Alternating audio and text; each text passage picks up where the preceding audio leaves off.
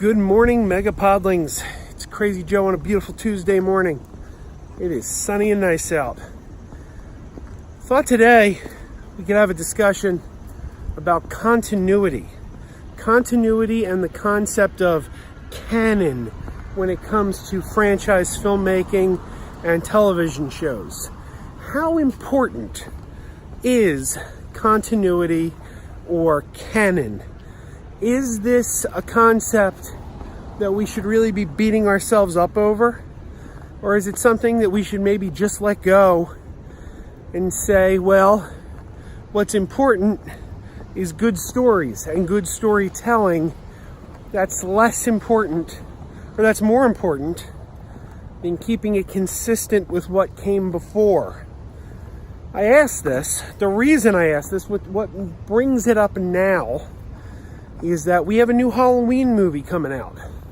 A lot of people are very excited about this new Halloween movie. But this Halloween movie ignores the events of every other Halloween movie with the exception of the first one. So this is sort of the new Halloween 2. Because the old Halloween 2 and every sequel after, thrown out the window. It's trash. It's now just the original Halloween. Then nothing happened. And then 40 years later, this new one happens. That's the way the continuity goes now in this current timeline. And this is not the first time the Halloween franchise has done this. Halloween 1, 2, 4, 5, and 6. Halloween 3 was its own thing. That was a completely different thing altogether. So we won't even talk about Halloween 3. I can do a whole video on Halloween 3, which is my favorite Halloween movie, by the way. I like Halloween 3 better than any of the others. But it's a standalone story. It's a standalone story. It has nothing to do with the continuity of the other films. But Halloween 1, 2, 4, 5, and 6 told a continuing story. Then they hit the 20th anniversary of the original. Jamie Lee Curtis came back. They decided to make Halloween 7 with the return of Jamie Lee Curtis, whom they had already established she had died in Halloween 4. So how do you bring her back when you've established the character's dead? Well, now Halloween 4, 5, and 6 never happened throughout that continuity. And Halloween H2O, the 7th film, was a continuation from Halloween 2. So let's backtrack here. The first timeline, Halloween 1 through 6, that's the first timeline. Then they threw that out and did a second timeline, which was Halloween 1 and 2 and 7, with 4, 5, and 6 not counting. Then 7 went on to 8, Halloween Resurrection, which is considered to be like the worst one in the series. But we have two timelines there. The original timeline of 1 through 6, and now the rejiggered timeline that throws out 4, 5, and 6 and goes 1, 2, 7, 8. Well, then Rob Zombie comes along. He decides he's going to reboot everything, and we get Halloween 2007, which is a complete reboot of the series, and that leads to its own Halloween 2. So that is now 3 separate timelines in the Halloween franchise. Now comes this new one, which ignores the Rob Zombie movies. That's out the window. It ignores H2O and Resurrection. That's out the window. It ignores 4, 5, and 6. They're out the window. Plus, for the first time ever, well, that's not true. The Rob Zombie movies ignored it, but this one also ignores Halloween 2. So Halloween 2 is now out the window. So the first timeline, 1 through 6. Second timeline, 1, 2, 7, 8. Third timeline is the zombie films. And now we are getting the fourth separate timeline in the Halloween franchise. You need Doc Brown to draw that chalkboard, like in Back to the Future 2, to keep track of all the various timelines in the Halloween film franchise. Well, a lot of people are excited about this new Halloween movie. A lot of people are very excited, but when people ask me, what do you think of it? My reaction has been from the beginning very, very lukewarm. I find it hard to get excited about this new Halloween movie. Very hard to get excited about it. And the main reason I'm having such a hard time getting amped up for this film is because it's another timeline. I feel like everything we get invested in gets tossed out the window.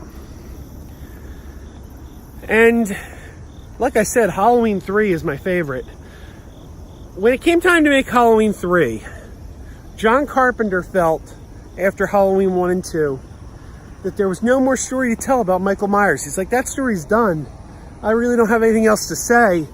So he came up with the idea of turning the Halloween movies into an anthology series. Think like the Twilight Zone or, Alfred Hitchcock Presents. It was a different story every week. So, well, let's turn Halloween into a anthology series. And every Halloween we'll put out a new Halloween movie. But it'll tell a wildly different story, with the only thing in common being that they're set on Halloween. So Halloween 3 Season of the Witch was the first film in what was supposed to be this new anthology series for Halloween. Halloween 4 was supposed to follow suit, and the rumor I hear is that Halloween 4, if it had happened the way John Carpenter wanted it to happen, it would have been a ghost story. So I think that was a cool idea. I think that was the way to go. I think Halloween 3 Season of the Witch is the best of the series. It's certainly the most Halloween-y. Like, if you watch the Halloween movies, Halloween 1, it's a story of, a babysitter being stalked by a killer. I mean, it happens to take place on Halloween, but it doesn't really have to take place on Halloween. You could reset that and it could take place another time of the year quite easily. Halloween 3 is much more entrenched in the Halloween season. It's a much more seasonal film.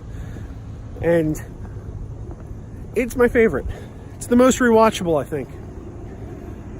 So I kind of wish the Halloween series had continued in that vein and continued to be an anthology series.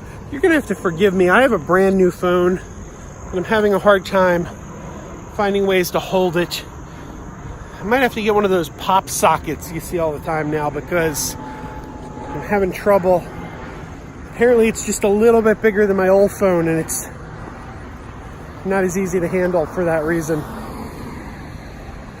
So people are really excited about this new Halloween movie, and I'm hearing it's the best one since the original from people who've seen it. The early reviews are saying it's fantastic. Okay, so the movie's fantastic, supposedly, but the only thing that's given me pause is the continuity and the fact that it's starting another timeline again. So that begs the question, is that important? Is continuity in canon important? Now I'm going to bring it around to something very near and dear to my heart, the Star Trek franchise.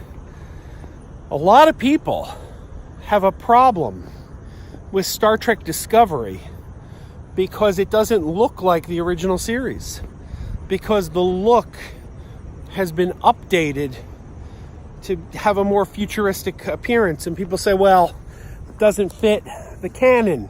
It doesn't fit the continuity. Because that's not what the original series looked like. And this is supposed to be in the time frame of the original series, and therefore it's inconsistent. But we do have to ask the question, how can we adhere to a 1966 view of what our future would be like in 2018. Because, Star Trek is a product of its time. I'm never going to give Star Trek a hard time for looking dated, because it is what it is. It was shot in 1966. There's nothing you could do about that. It's the stories that transcend. It's the stories that were ahead of their time and were so memorable. Who cares if the costumes and the sets look dated? It's a product of its time. You can't expect anything else. But to put that out there in 2018 and say this is the future becomes laughable. So they, of course, have to update the look. You have to. They'd be laughed out of the business if they didn't. You can't make a multi-million-dollar show in 2018 and have it look like it was made in 1966. You just can't do it. So Star Trek Discovery looks like a show made in 2018, but it's set 10 years before a show that was made in 1966. So people are losing their crap over it doesn't look consistent. But however, the canon, the continuity lines up perfectly narratively. Visually it doesn't, but in terms of the narrative, it does. So, do these things matter? Should they matter? And why does it sometimes bother me, like with Halloween, and not bother me at all with Star Trek? It's a good question. I'm afraid I don't have the answer. But I'd like to hear what you think.